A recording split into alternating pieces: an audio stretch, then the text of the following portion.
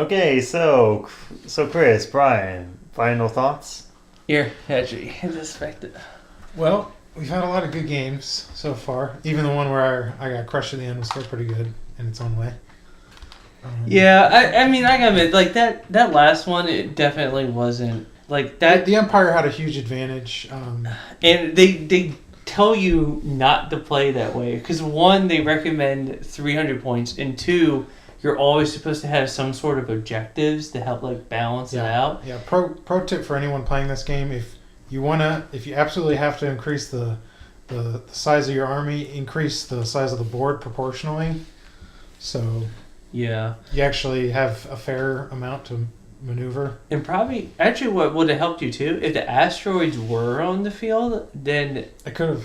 That would have hurt my ships if I had gone through them, and your fighters could have just gone through. Because fighters can go through without any damage. Yeah, well, I mean, come on, guys. You had 7 ships on the board. They were both very limited in maneuverability.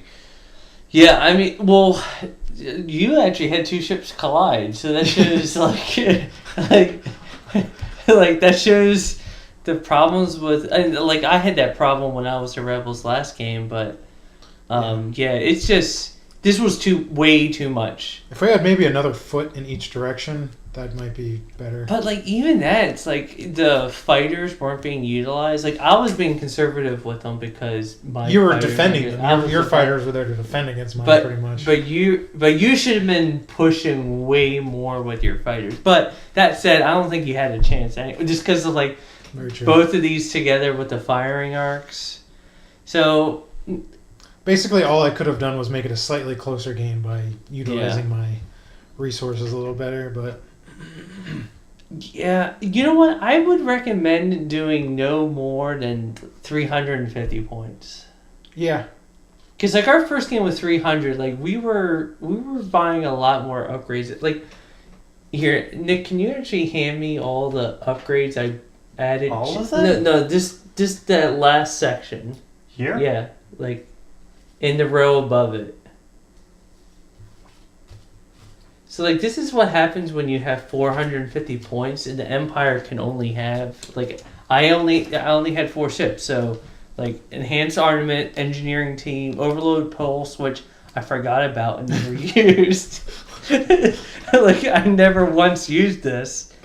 Point Defense, never used, because that was more of your fault that I never used a Point Defense. Tarkin, though, holy cow. I say he's the MVP. He was.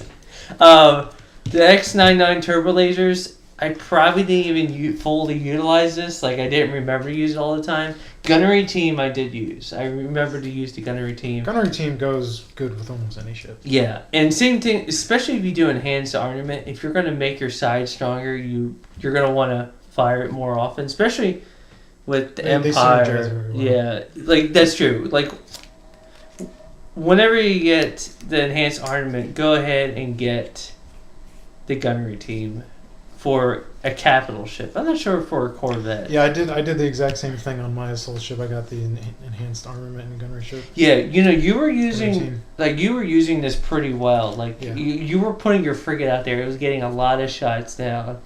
If you had rolled ridiculously, like, the thing is, but the problem sometimes the rolling just doesn't go in your favor. Yeah, that's the problem. I'll have my revenge. Next game, the statistics are going to be the opposite. I'm going to roll all blanks. But yeah, Tarkin, he did work. He's well worth the money because he's got a lot of value. Yeah, it's like every turn I was able to give these 3 ships an additional. Any command I wanted. And he has a lot of value because it doesn't work it works in any situation. You don't have to wait for some precondition to happen for it to go off. It just, you start and it gives you value no matter what's happening. And also with these Star Destroyers, are you going to show them one at a time? But especially with these Star Destroyers, the fact that you need to order 3 commands at a time, this allows you to give you the flexibility that the Rebels normally have. That's true. Because, Like, if I'm damaged, I'm like, all right, 3 turns from now, I'm going to have an engineering team. Well, with this guy, next turn, I can go ahead and give myself a engineering token. And tokens you can use whenever you want. Like, the game ended, and look all the tokens I still have left. And that's why he's worth 38 points. Yeah, he's expensive. He's worth almost one of these. Yeah. Isn't this like 40 something? It's like 40 something. I think the smaller one might be like 39. Yeah. See, the thing is, with 3 ships, you need to have Tarkin. You have to have him. Because he's the best card you could possibly have. Yeah, because that's why actually I wasn't going so heavy on my fighters back when we were doing 400, is because if I'm going to invest in Tarkin, I want Tarkin to be there for all 3 ships. 2 ships, you can maybe go either way, but with 3 ships, he's like a must pick. In one definitely don't. Yeah. Because he's not worth the points. Because you could essentially, you're not having a second ship because of him. Because even this thing is only... Because if you're only playing with 1 ship, you're probably not playing with that many points anyways. Yeah. And he's just not worth it. But, yeah, you was so... I didn't have an Admiral. I've never played with you were leaderless. I'm just a collection of random ships that just got lost in space. They had no clear leader. That's why... Yeah, an Admiral definitely would have helped you out because you had, 5? I did have a lot of ships. You had 5 ships. Admiral would have increased my overall amount of commands a lot more than your overall amount of commands. Yeah, that's true. But I don't think I'm going to do 450 again. Unless I get in future expansions. Maybe we could do 450 with less ships by just doing one really souped up souped up ship and a small band of fighters or something like that. But there wasn't that much more to spend. You saw how much I spent on this one ship. I think 450 is too much. In any circumstance until it's too much in a lot of ways. Yeah, board size. It just makes the game. It makes it longer. Clunky. We probably could have played 2 games. Yeah. Of 300 in the time we spent. So, yeah, I would say 300, 350. 350 because sometimes you just want a few upgrades. And obviously, go ahead and load up your upgrades on your flagship. If you're investing 1 upgrade, the enhanced armament, so you get an extra red dice on each side, go ahead and give it the gunnery team. Give it, if you're, just make 1 ship awesome. And it's more survivable. Engineering teams are good. Yeah, synergy is better. If I had an enhanced armament and a gunnery team, it's better to put it on 1 than have them separated on 2. Right. Just because they synergize. Yeah. I definitely agree.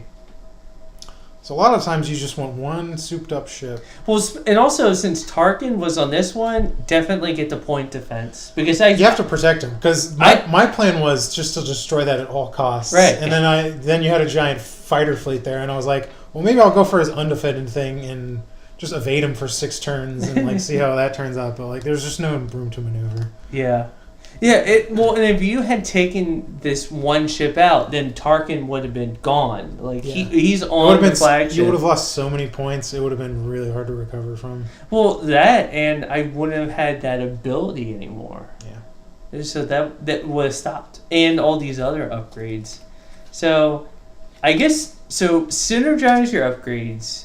Go ahead and put them on 1 ship. But protect that. Don't be reckless with this one. Be reckless with these 2, which is what I was doing. And if you have a lot of ships, get an Admiral. Yeah. If you have a few ships, it's not that big of a deal. But if you have a lot of ships, get an Admiral because there's just so much more value the more ships you have. Yeah. Don't worry. Each of these ships contains 50,000 people. They're disposable. It's the Empire. I don't care. Yeah, 50,000 Imperial troops. That's it's 5 rebels. Yeah. That's nothing. Rebels have families and stuff and lives and. No, the Imperials are just conscripted or old clones or they don't have any, and none of them have families. Probably not. No.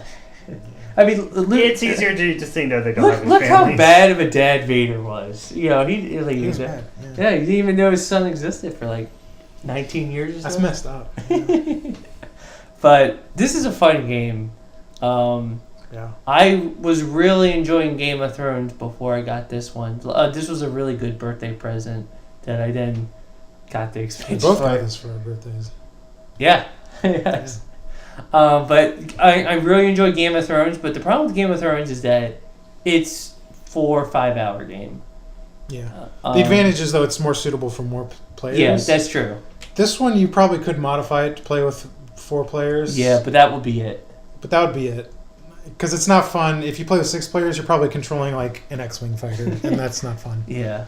Yeah, especially if you do it a normal way. Yeah, so yeah, if you did split it up between 4 people, maybe you would have one person control the fighters and the corvettes. Yeah, that could be fun. And then the other person That could be fun. control the ship.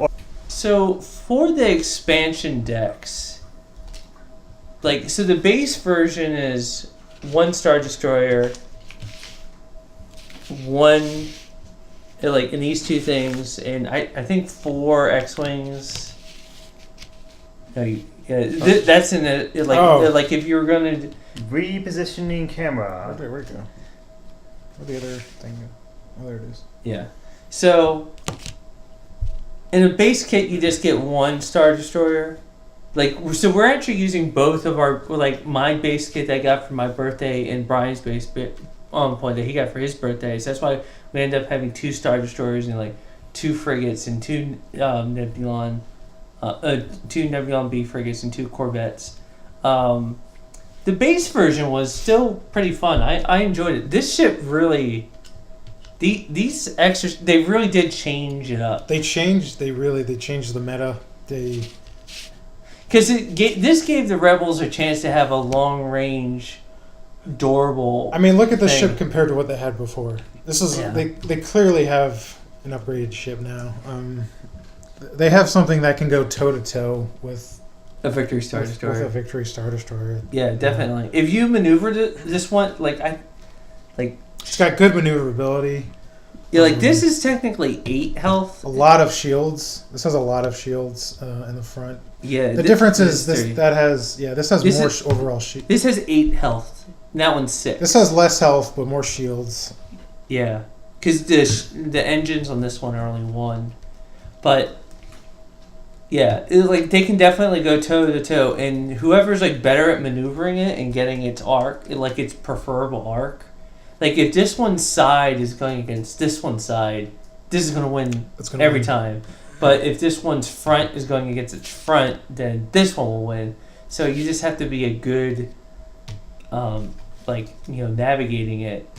But yeah, it definitely changed the dynamic a lot because rather than being only hit and run attacks like these things were, this gives them a chance to stand its ground. Mm-hmm. And then this is the opposite. This is our quasi rebel strategy of as if you're trying to get in close, but you're trying to outmaneuver it and get it in that in my opinion is the deadliest ship in the fleet. So yeah, if you build it right, that can be the deadliest ship. Yeah, that's true. If you build this, you have to get the Demolisher. There's certain upgrades that are just this upgrade that you can fire once, move, and then fire again. I mean, that is a huge difference because if you can go from long range, move. This can go up to 3. 3, you're in close range. It's no matter what. So this thing is basically a shotgun. Yeah. Yeah, because it's close range. While this thing is like a sniper. This thing's a shotgun. So, in the game that we played before, it was the version that has only the black.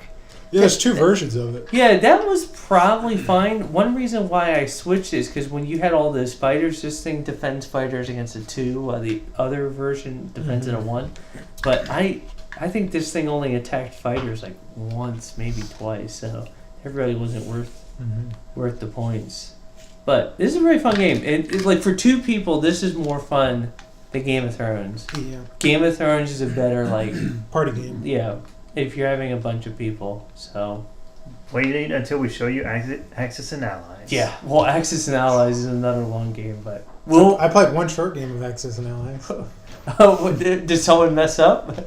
Someone researched long-range bombers on the second turn and conquered. I was Japan, and someone conquered the mainland Japan on the second turn with like one troop and a whole bunch of long-range bombers. Jeez. And by then, I just gave up because there's no recovery from that. Yeah, there's not.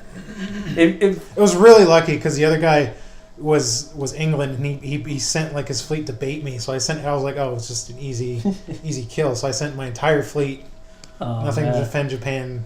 That's rough. Long-range bombers and one troop conquered Japan. So I gave up. All right, we're at the 17-minute mark. Do you guys want to stay on topic, or do you want to finish your thoughts? Yeah. So games that we would do in the future.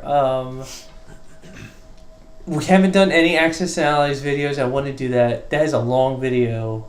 That is going to be a long game. That will have a lot of editing. We'll probably take whole turns out.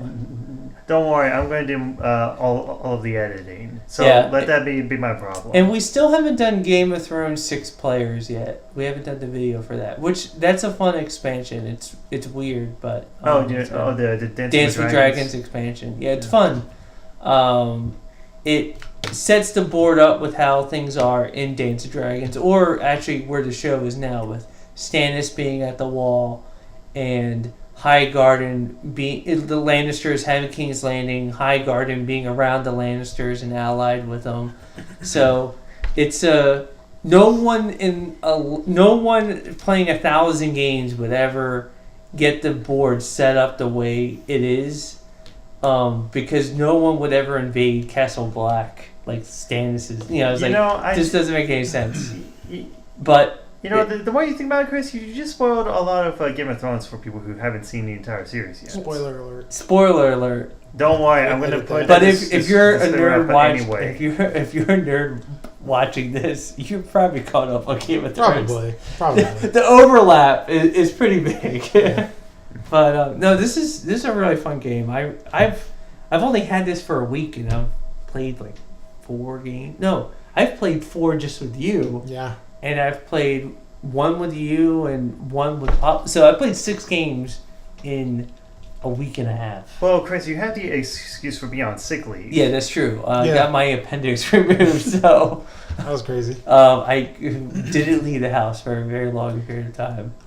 And there's a personal information. I got my appendix out. Have health insurance, because otherwise it would have been really expensive. And you never know when your appendix is going to decide to try to commit high treason against you and kill you.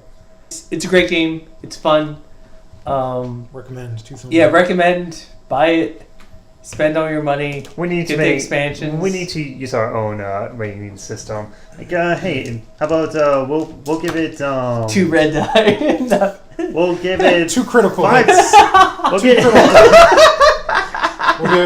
critical hits. We should give it like a unique rating for each one. So we'll get like 5 critical hits out of 5 critical hits or something like that. Yeah. I'll be 5 critical hits out of 5 critical hits. 5 out of 5 critical hits for this one. All right. Okay, 5 out of 5 critical hits.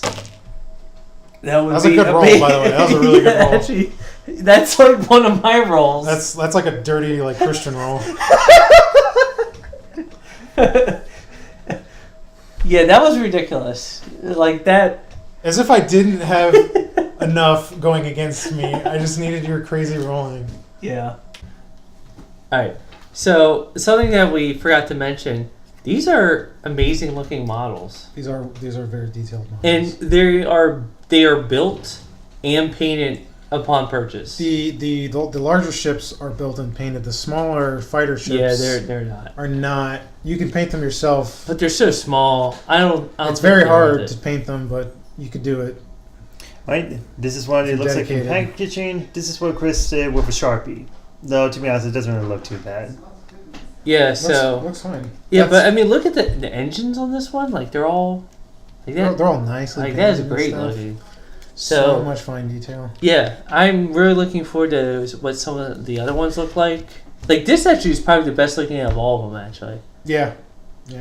like, and the Corvettes actually look like the detail on these are really good too. Like again, so the small. engines, yeah, it's just like it's great detail. These ships look great. Yeah, these even have like worn paint. Like it's purposely look like it's been through battle. So, yeah, these look great, and yeah, the art is really good on the cards. Yeah, and really good artwork. all the upgrades make sense. They're all like plausible in this world. Like none of them. A lot of the stuff is like, oh yeah, they would have done this. You know, the countermeasures, like the engineering team, the hangar Cool little base, space stations you can put on. Yeah, which we need the asteroid fields and stuff. We need that, but yeah, everything the hero art. I'm actually kind of curious to look up in the expanded universe, like who some of these people are.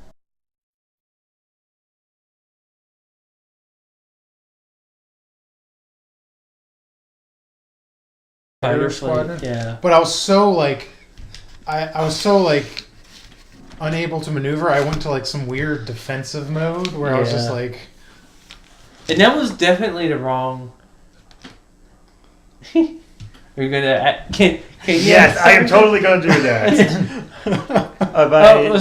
No, what you need to do is have this one go first.